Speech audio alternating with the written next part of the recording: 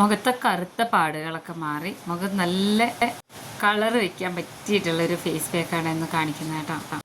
ഒരു തവണ ഉപയോഗിക്കുമ്പോൾ തന്നെ നല്ല റിസൾട്ടാണ്. അപ്പോൾ ഇത് ഉണ്ടാക്കാനായിട്ട് ഞാനിവിടെ ഉപയോഗിച്ചിട്ടുള്ളത് ഇത് നമ്മുടെ രക്തചന്ദനപ്പൊടിയാണ് കേട്ടോ. ഒത്തിരി ആൾക്കാർ വാങ്ങിയിട്ട് നല്ല റിവ്യൂ ഒക്കെ തന്നിട്ടുണ്ടായിരുന്നു.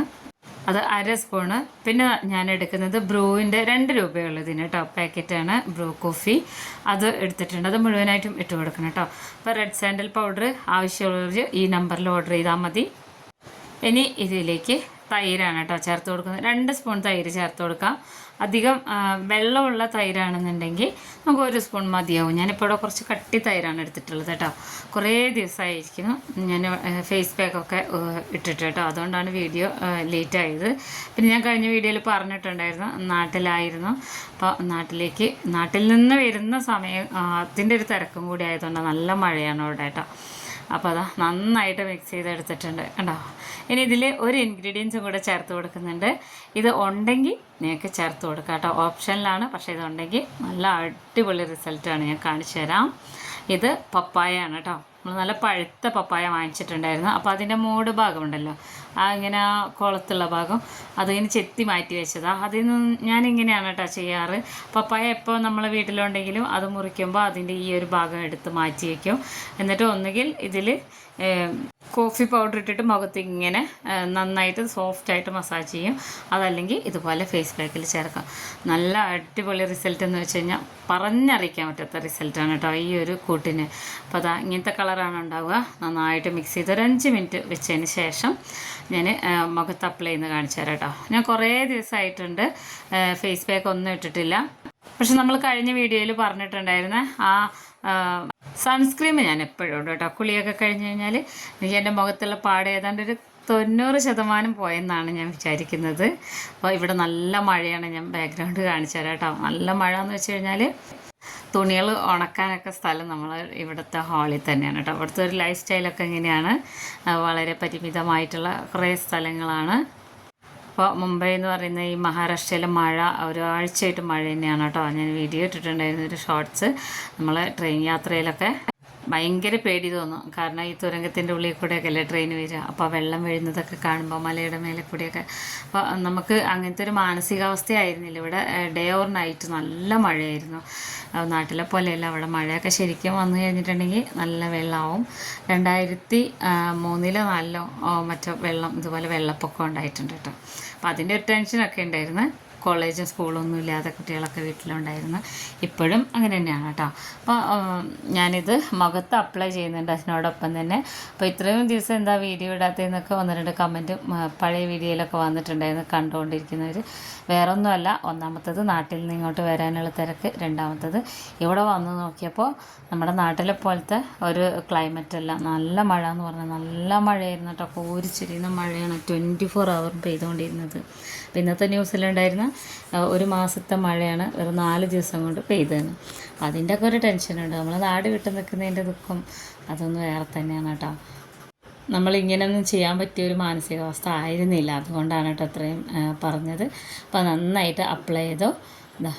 ഇനി ഒരു 20 മിനിറ്റ് കഴിഞ്ഞതിന് ശേഷം ഞാൻ കാണിച്ചു തരാം. ഇന്നിപ്പോൾ കുറച്ച് മഴ ഒന്ന് വലിഞ്ഞ പോലെയുണ്ട്, പക്ഷേ മഴ പെയ്തുകൊണ്ടിരിക്കുന്നുണ്ട് കേട്ടോ.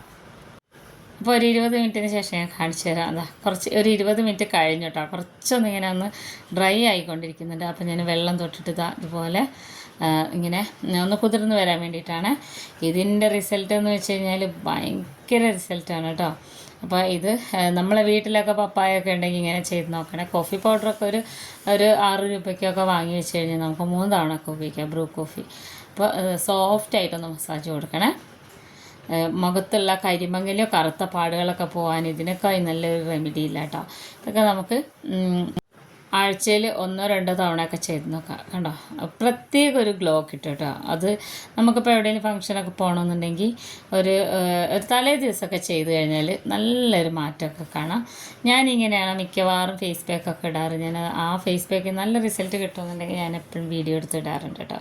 എനിക്ക് നല്ലൊരു ഫേസ് പാക്കായിട്ടാണ് തോന്നിയത്, പ്രത്യേകിച്ച് റെഡ് സാൻഡൽ പൗഡറൊക്കെ ഉപയോഗിക്കുമ്പോൾ. ഇത് ഞാൻ സെയിൽ ചെയ്യുന്നതാണ്. Red sandal powder, face pack powder, പിന്നെ liquorice powder, face wash, homemade shampoo, ഇതെല്ലാം ഞാൻ ഉണ്ടാക്കുന്ന സാധനങ്ങളാണ് കേട്ടോ. മുന്നത്തെ വീഡിയോയിലും ഷോർട്സിലൊക്കെ ഒത്തിരി ഇട്ടിട്ടുണ്ട്. അപ്പോൾ ആവശ്യമുള്ളവരൊക്കെ നമ്മളിതിൽ വാട്സപ്പ് ചെയ്താൽ മതി.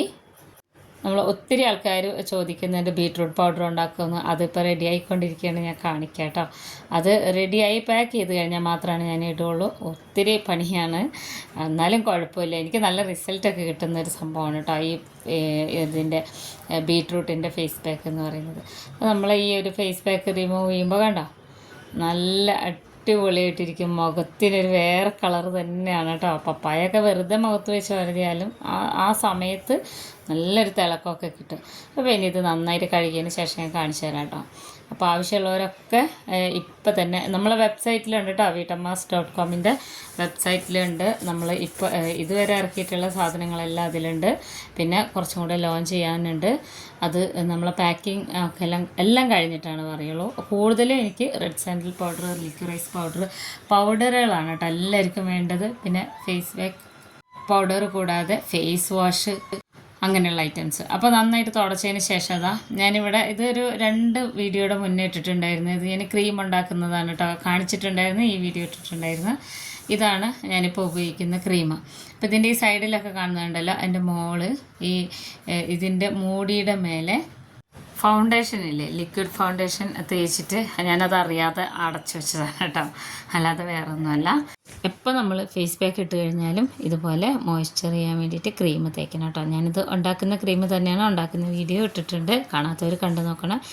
അങ്ങനെ തേച്ച് വെച്ച് കഴിഞ്ഞാലാണ് നമ്മൾക്ക് ആ ഒരു ഡ്രൈനെസ് ഫീൽ ചെയ്യാതിരിക്കുള്ളൂ. ഡ്രൈ ഒന്നും ആവില്ല, എന്നാലും ഇത് എല്ലാവരും ചെയ്ത് നോക്കണം കേട്ടോ. ഇത് നമ്മൾ വീട്ടമ്മമാർക്കും അതുപോലെ ടീനേജ് കുട്ടികൾക്കും, എൻ്റെ മക്കളൊക്കെ ചെയ്യുന്നതുകൊണ്ട് തന്നെ ടീനേജിൻ്റെ പേര് ഞാൻ പറയുന്നത്, എല്ലാവർക്കും സൈഡ് എഫക്റ്റ് ഒന്നുമില്ലാതെ ഉപയോഗിക്കാൻ പറ്റുന്നൊരു പാക്കാണ് കേട്ടോ ഇത്.